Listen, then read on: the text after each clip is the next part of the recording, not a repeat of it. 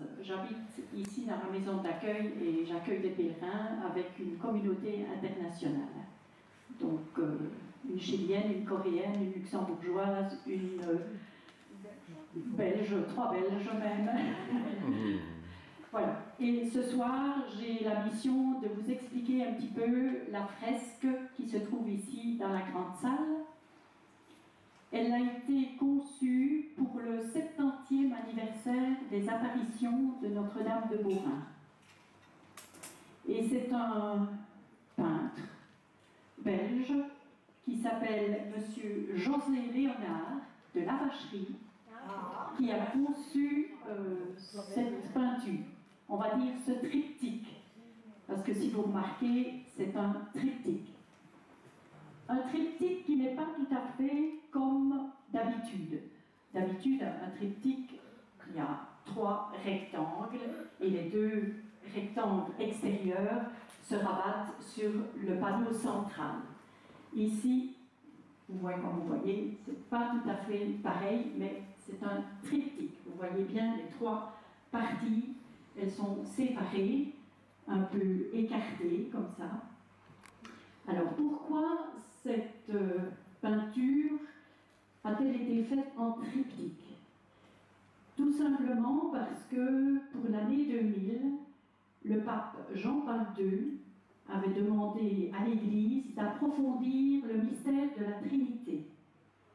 Et donc voilà, le peintre qui a conçu ça, il a réfléchi, il a prié, et puis il a peint son triptyque. Le thème de l'année 2000 pour les sanctuaires était Marie dans la lumière. Marie-Lumière ou Marie-Lumière dans le monde. Et donc voilà, il s'est inspiré de ces 2 réalités pour peindre son triptyque. Mais après tout, vous allez m'aider, hein? On va prendre 2 minutes de silence, de calme, et on va observer, contempler cette peinture, et puis on va essayer ensemble de voir un petit peu ce qui s'en dégage. Voilà, on prend quelques minutes de silence, de calme, on regarde.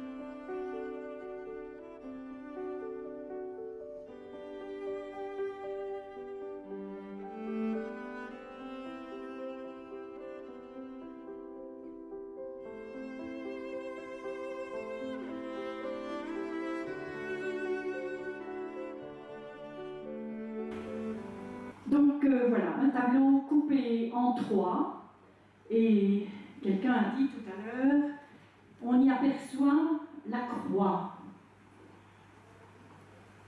La croix, c'est Jésus crucifié, mais peut-être ressuscité, a-t-on dit. Pourquoi dit-on ressuscité? Parce que la croix en elle-même, elle est dorée. Donc le doré signifie la vie, la résurrection. Donc c'est plutôt Jésus ressuscité que l'on voit. Et on a parlé aussi du cœur d'or. Je vais prendre mon bâton.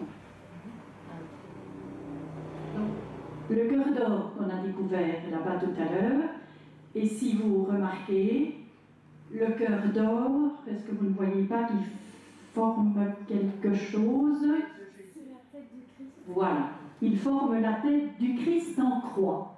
Hein? Vous voyez? Voilà la croix. Et voilà la tête du Christ en croix à la place du cœur d'or. Jésus, Marie, ne font qu'un. Les deux cœurs non plus ne font qu'un. Ils sont tellement imbriqués l'un dans l'autre, tellement intimement liés que, voilà, le cœur d'or et la tête de Jésus, on va dire ressuscité. Si nous revenons à la Vierge Marie, vous avez trouvé beaucoup de qualités. La Vierge Marie prend presque tout l'ensemble du triptyque, c'est-à-dire du monde. Et de ce monde, puisqu'il y a tout autour des personnages que nous allons un petit peu énumérer tout à l'heure. Donc, elle est la reine du monde. Elle s'occupe de chacun de nous, que nous soyons en dessous, au milieu, en haut. Marie est là pour chacun de nous.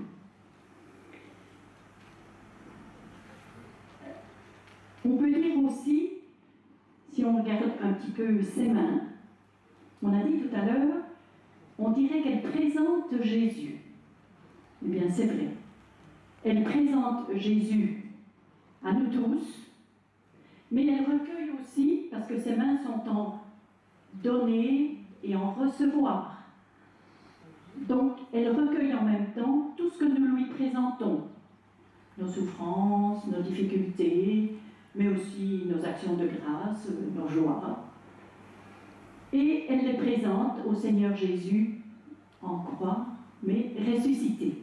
Donc nous pouvons toujours aller lui présenter nos intentions, nos actions de grâce, nos souffrances, nos peines, nos difficultés. Elle est là pour ça. Tout à l'heure, quelqu'un a regardé son visage. Et on a dit, elle a les yeux fermés. Ça veut dire qu'elle est recueillie. Même tu as dit, elle a les yeux fermés. Ça veut dire qu'elle est recueillie. Mais en même temps, elle est très sereine. Si on vient ici tout près, tout à l'heure vous pouvez venir tout près, elle ébauche un petit sourire qu'on ne voit pas très bien de loin peut-être. Donc il y a une sérénité, il y a une tendresse pour toutes les personnes qu'elle porte à Jésus. Ça, c'est son visage. On a parlé tout à l'heure de son corps, de son manteau, qui englobait presque le monde entier, et c'est bien juste.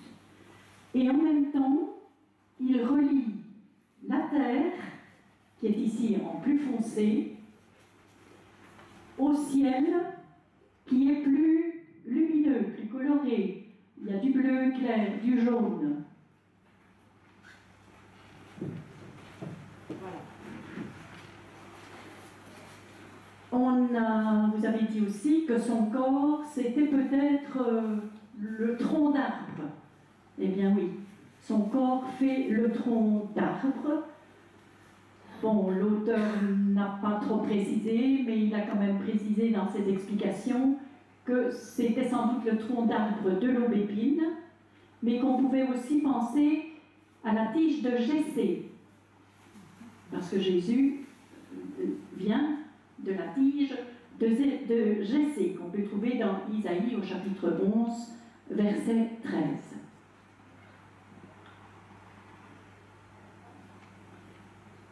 Tout à l'heure, on a dit aussi, René, il y a un soleil. L'auréole de la Vierge, c'est l'ébauche d'un soleil lumineux.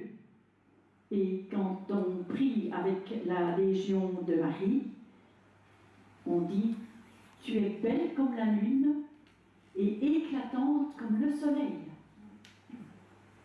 Voilà. On pourrait parler un petit peu des couleurs aussi. Vous voyez que c'est très coloré. Le rouge, le manteau rouge, ben bien sûr c'est l'amour de Dieu pour nous. Le bleu, vous devinez tout de suite que c'est le ciel, la sagesse divine, le divin. L'or, on a dit Jésus ressuscité, c'est le céleste. Et le violet, qui est plutôt dans le bas du monde, la passion du Christ. Donc le monde est toujours en passion, en attendant son avènement pour le ciel. Alors, si nous regardons les médaillons représentent des grains de chapelet. Et ils sont presque tous, sauf madame qui a dit qu'il y en a 2 qui sont vides, ils sont presque tous remplis. Alors je vais commencer par le bas, ici. Cette figure est une figure de femme indienne, c'est Rigoberta Menchú. C'est la première femme indienne qui a milité pour la promotion de la femme en Inde, pour qu'elle ne soit plus opprimée. Qui lui fait face? Voilà, on la reconnaît tout de suite. Mère Teresa, qui dans les bidonvilles a été porter la bonne nouvelle du Seigneur, mais surtout avant tout cela, elle a soulagé la souffrance. Alors si vous avez bien remarqué, les médaillons vont se répondre l'un à l'autre. Ils sont, je vais vous les expliquer, en vis-à-vis. Voilà. Donc c'est deux signes d'ensemble, de femmes qui essayent d'améliorer la condition du monde, de la société. Ensuite, si nous montons, nous avons... Qu'est-ce que vous voyez là? Un mendiant. Voilà, il tend la main. Un mendiant. Et en face, quelqu'un qui est dans la solitude. Donc, ça représente tout cela, la difficulté du monde, de la société. Il nous tourne le dos, celui-ci. Donc il vit dans l'isolement, il ne veut voir personne, il est peut-être un peu dépressif. Il n'a pas le mendiant. Difficulté de la société. Si nous montons un peu plus haut, les 2 figures suivantes, qu'est-ce que vous apercevez? Non, un ange. Un ange. Ça pourrait peut-être être un ange. Au fait, lui, l'auteur dit, c'est un danseur. C'est un danseur, mais plutôt une orante, une femme qui prie. Mais elle est très, très ouverte au Seigneur. Et en face, une maman qui tient son enfant. Donc, on commence à sortir un petit peu de la solitude, de l'isolement, des difficultés du monde. Et d'ailleurs, vous voyez que les couleurs ont changé. Ce n'est plus aussi foncé. Donc, quand nous accueillons la parole de Dieu, quand nous accueillons la volonté du Seigneur, notre cœur est un peu plus en joie. Voilà, la maman s'occupe de son enfant, de sa famille, et là-bas, une priante, une orante. Plus on est proche du Seigneur,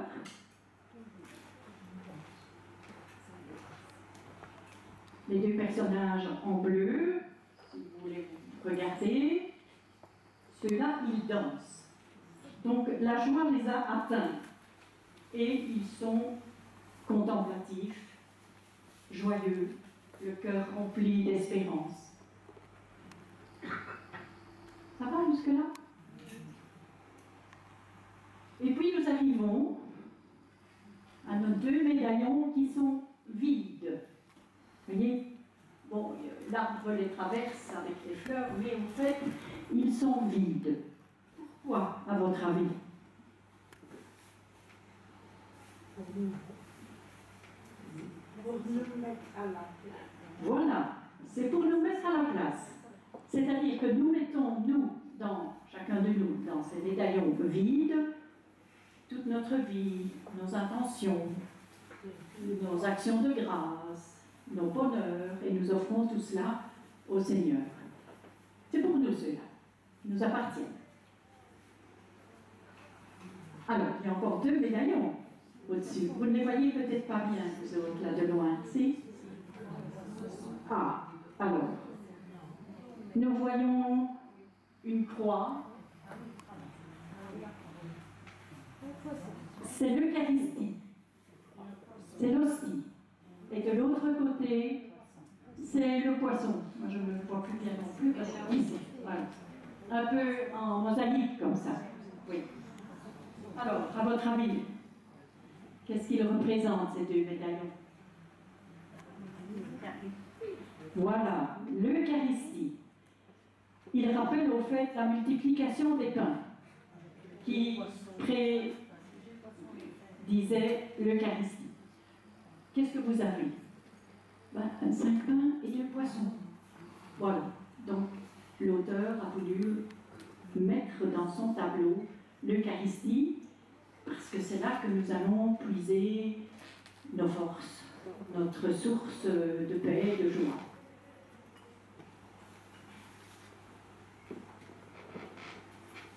Ça va? Et puis, il y a l'arbre, oui. Alors l'arbre, on a donc dit que c'était sans doute l'aubépine avec ses fleurs. Naturellement, le vrai aubépine, le nôtre là-bas, il n'a pas des fleurs blanches, il a des fleurs rouges. Vous ne le voyez plus bien maintenant parce qu'il est défleuri, mais il est, à un certain moment, il est très très rouge sang. Alors, il y a 2 petites choses que je voudrais ajouter que vous ne voyez sans doute pas très bien, mais vous viendrez plus près pour le voir. Il y a ici, en dessous du personnage dansant, une forêt. Vous ne la voyez peut-être pas bien de loin. Une forêt. Vous la voyez? Oui. Peut-être que quand on est un peu plus loin, ça va? Alors, et de l'autre côté, vous voyez des églises. C'est juste, oui. Alors, je vais d'abord expliquer la forêt. Donc, la forêt représente pour l'auteur la quête spirituelle. Donc, nous sommes continuellement en recherche de Dieu. Et pour lui, la forêt, qui se renouvelle continuellement, eh bien, c'est notre quête de Dieu. De l'autre côté, vous voyez des églises. Des églises dans la neige, peut-être. À votre avis? Pour attirer les gens. Oui, il y a une espèce de minaret. Au fait, ce sont 3